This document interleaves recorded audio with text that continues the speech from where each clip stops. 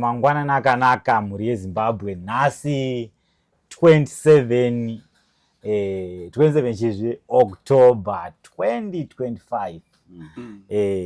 Tangotirege mhanye kumhanya kuna mudhara. Tinzwe kuti mudhara amuka sei yenge sei weekend. Weekend yakanaka. Kanamata zvitsvene. Kose kuri venyika. Mangwanani mamuka sei vaChibanda? Aiwa isi tinofara. Anditi mamuka sei vaChirenje? Ndamuka baba wangu mamuka sei? Aiwa. Kwarara sei kumasuwo nemhuri? Isusu kumba kwakanaka, mhuri dzinofara, dzimwe dzacho ndo dzatamhanyisa kuzvikoro. Kana kune chinhu chinondirwadza, sorry kasound kangu kadona. Kana kune chinhu chinondirwadza inyaya yeskurani. Nyaya yeskurani ramwari rega chinhu chinondishungurudza.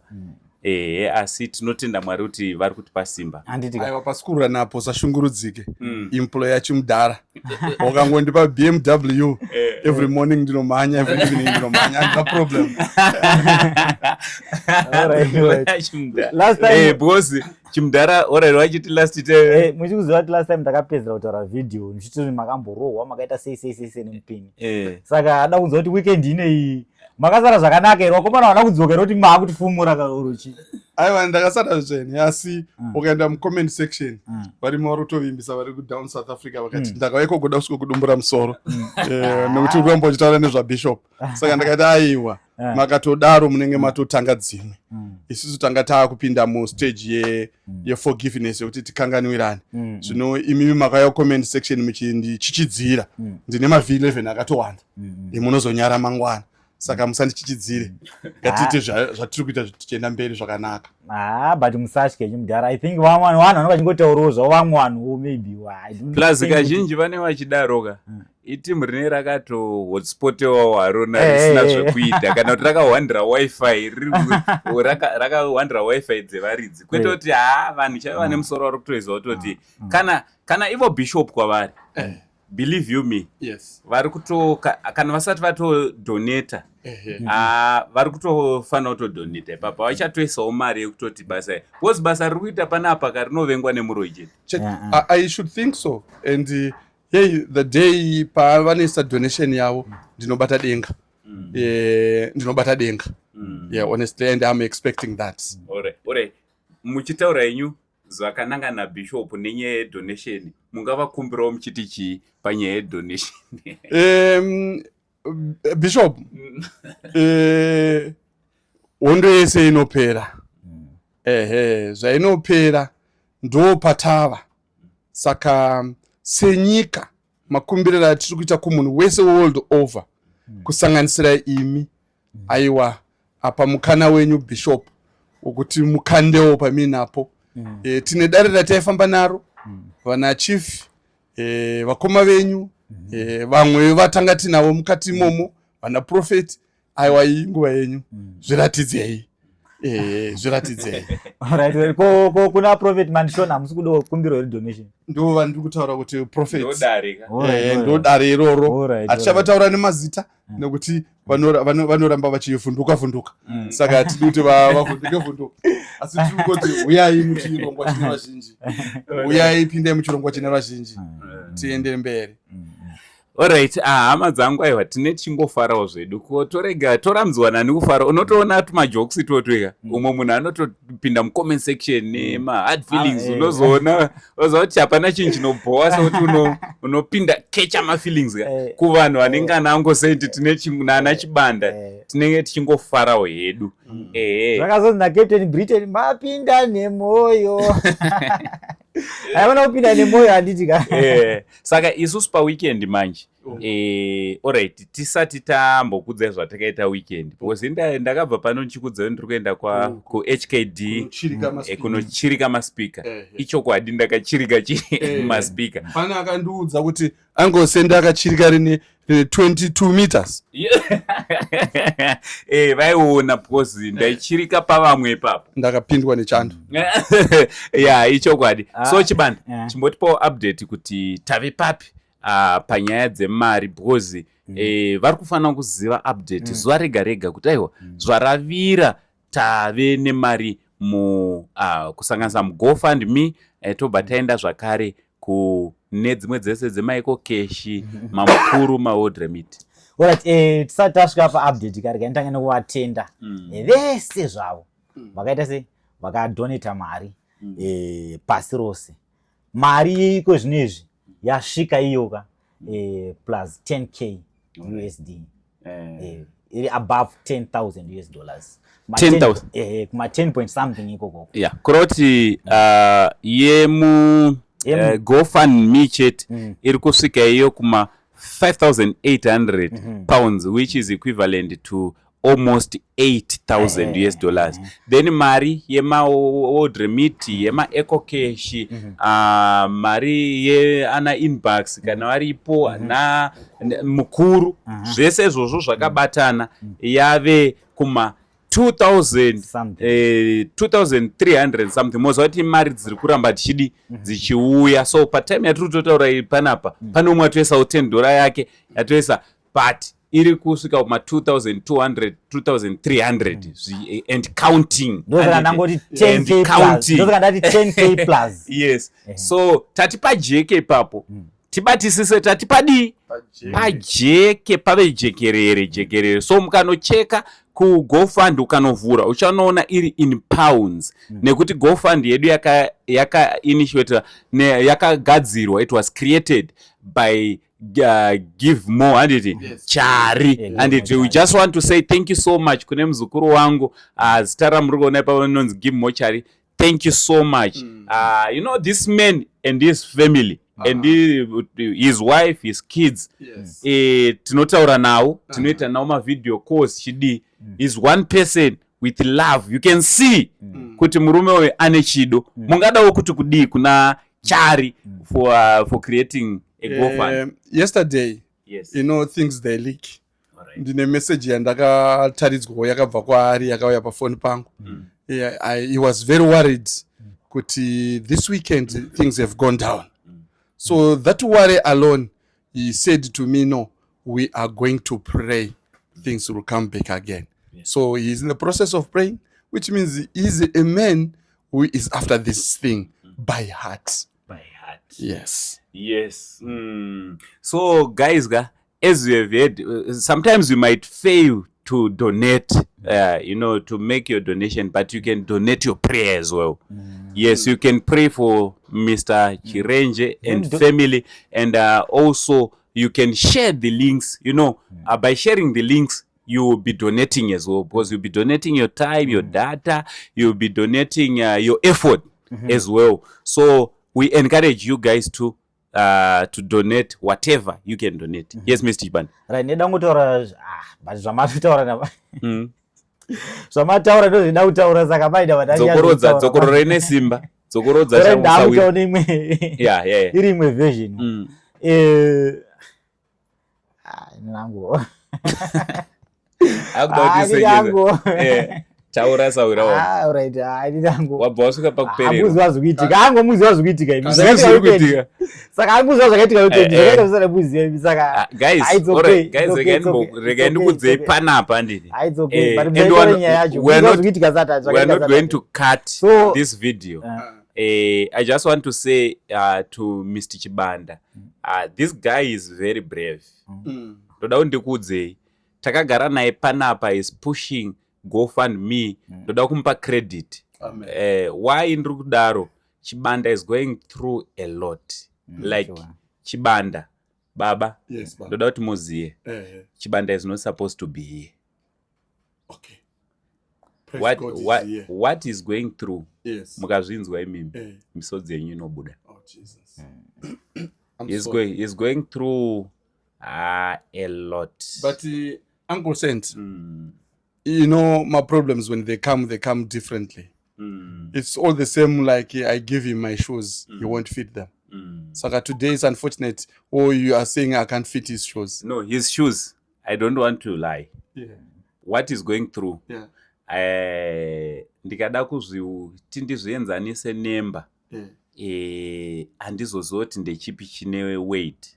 Chibanda akatogara apa ka is not going guys ukaona munhu achimira newe iye ane problem iri equally big neauinayo.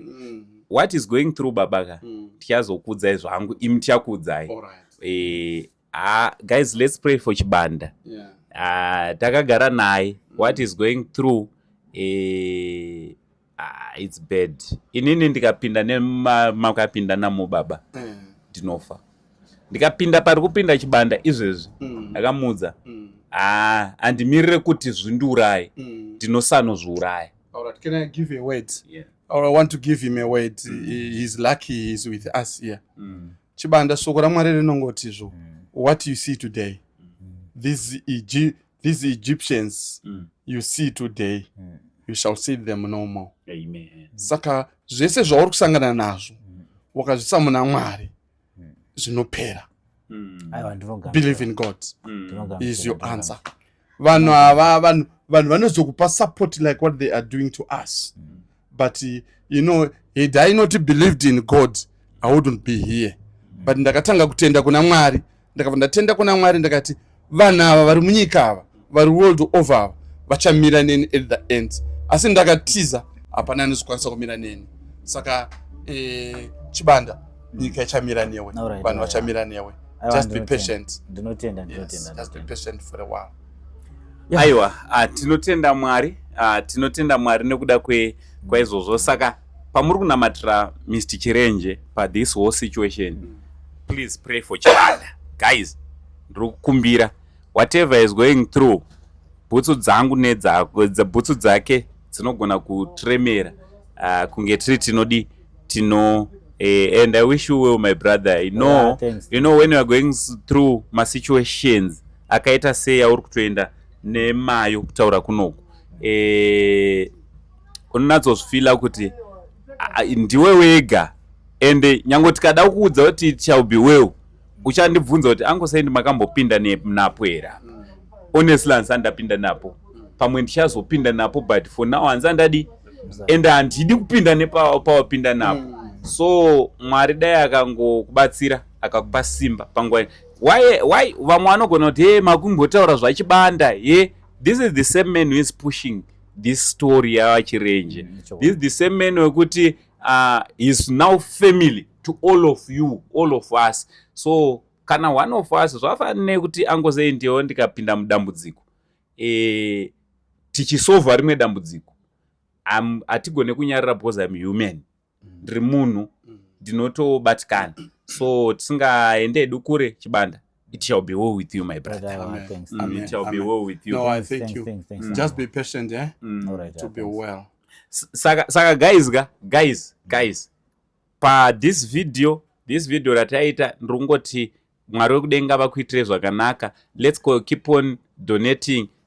If possible, musashandise zita rakanzi Shelton Kadungure kana rakanzi Stephen Buju. Whenever you want to donate through the name any Betson. Any Betson. This is the name ratakuisire apo. Vamwe vanobva vabvunza kuti ni Betson wachona anomboani murungu here? No, asi murungu. Ihama yava Chirenje yepedyo. Though zvake asiri munharaunda asingagare pedyo, but ndiye munhu ari kutibatsira panyaya dzemari. Number one, nekuda kwekuti munhu uyu mukushanda kwakewo anonzwisisa zvemari, anoshanda nemari. So takati mari iri panapa yakawanda ikabatwa nemunhu asingazvinzwisise zvemari, accountability inogona kuzonetsa. So this is the person wekuti every cent riri kupinda ne achiziva kuti aiwa iri rabva kwakati, iri zvikudaiwo zvichidai. Chida kutendai muri yeZimbabwe nekuda kwesupport yese yamunoramba muchitipa. Basa richienda mberi, ngatirambei tichidonata, ngatirambei tichimira naBaba Chirenje. So today it's a Monday, date redu richiti 27 October. So tiri kuda kuzama kuti tikati vhiki rino iri mari yedu ikasvika pa $15,000 tozoti kutanga kwemwedzi unouya ndiri kuti plus 15,000. So kana usati wadonata, kana kuti wakambodonata, you can still donate again kuti mari yedu inge iri inosvika patinoda kuti tinge tiri tinosvika. Baba Chirenje, shoko renyu rekupedzisira mungadawo kuti kudii to someone ari kupinda? Chekutanga, kune munhu ari kupinda pasituation yakaoma kutaura kuno, pavanhu vese vakubetserai baba, hazvo kuti havana maproblems. Ndizvozvo. Chekutanga vane matambudziko akasiyana-siyana. Mamwe andori emari, but pamatambudziko avo emari vabvisa mukurwadziwa vachiti vabatsire mimi. Ndo vanhu vandoda kuti mutaure navo kekutanga, vanhu vane maproblems, vanhu vari kuenda through a lot but vakubatsirai imimi. Ndoda kuti muwane shoko ramunotaura. Nemunhu achadoneta after watching this video, ndoda kuti mutaure shoko ramunotaura kumunhu iyeye. Regai nditi ndinovatenda vose vari kubatsira. Matambudziko zvechokwadi ariko, asi wakaona uri mudambudziko uchinzwira mumwe munhu dambudziko, ndiye Mwari. Zvoreva kuti Mwari ari mamuri. Saka garai rambai muri munani? Muna Mwari. Kechipiri, mubvunzo wechipiri, kune vari kupinda vatataura nezvavo. Aiwa, munogaichirwa mugungano riri kubatsira vachirenje nemhuri yavo. Dambudziko riripo zveshuwa, pfuma iri kudiwa zveshuwa. Uyai nemwoyo munyoro uyezve muise donation yenyu makasununguka. Mushandi wedu tose, kutaura kwandakaita from the word go, kuti musha wa wedu tose, imi ndimi mavaridzi. Kana musi wawachavhurwa, ina handisirini ndiri pamberi, ndimi muri pamberi. Saka rubatsiro rwenyu ndinorutenda in advance. Rubatsiro rwenyu runotisvitsa kure. Mwari achikubatsirai. Ndakutendai. Aiwa, tinoda kutenda Mwari nekuda kwemashoko akanaka kudaizvi. Zvese tinongoisa Mwari pakutanga, iye ari Alpha naOmega, kutanga nemagumo pazvinhu zvose. Chibanda, ungadawo kuti kudii Saura panyaya iri pano? Ngandidzokorodze, totenda vese vari kumira nemudhara wedu. Totenda vese vari kumira neSaint TV, vari kumira neChibanda Media. Handiti ngatirambe takabatana, tichibatsirana pamatambudziko. Zvisagumire pana mudhara chete. Kune vamwe vachateera, ngatirambe tichibatsirana. Tive nemwoyo werudo. Sezvo Mwari wedu ari mumwe chete. Ndofunga ndizvozvo. Aiwa, tinotenda zvizhinji. Namba ndo dziri pascreen, mukaenda mukuona muri paYouTube, subscribe kana paChibanda, paSaint TV, follow our Facebook pages, Chibanda Media, Saint TV, TikTok, zvese enda unofollowa. Mwari wekudenga vachitiitira zvakanaka. Pazuva ranhasi dai Mwari vavhurawo mikova mitsva kwamuri makatitarira. Mwari wekudenga vakuitire zvakanaka imi pamwe nemhuri dzenyu. For now tichiti it's much love and God bless. Ndo usakurumidza ubva wamhanya kusimuka. Alright. Unombomira. Alright. Aipa patinoda kuzvibvisa izvizvi. Ndowaziva kuti ndimi sekuru mundidzidzisa musazvibvise pavidhiyo. Izvo kuti usakurumidza kumhanya. Vanhu vanofanira kutoziva behind the scenes inombodiwa futi kai inotonakidza vanhu. Alright. Kuti vaziva kuti tine tichishuta sei. Saka chidzokera ugara. Alright. Gara. Waziva usamhanye kusimuka. Alright. Kana sekuru vati much love and God bless, unombomirawo wogamuchira rudo rwaMwari nekuropafadza kwaMwari. Handiti? Obva wamboita pause kwe 5 seconds. Ndo ndazosimuka. Ngatichisimuke manje. Alright. Tinotenda.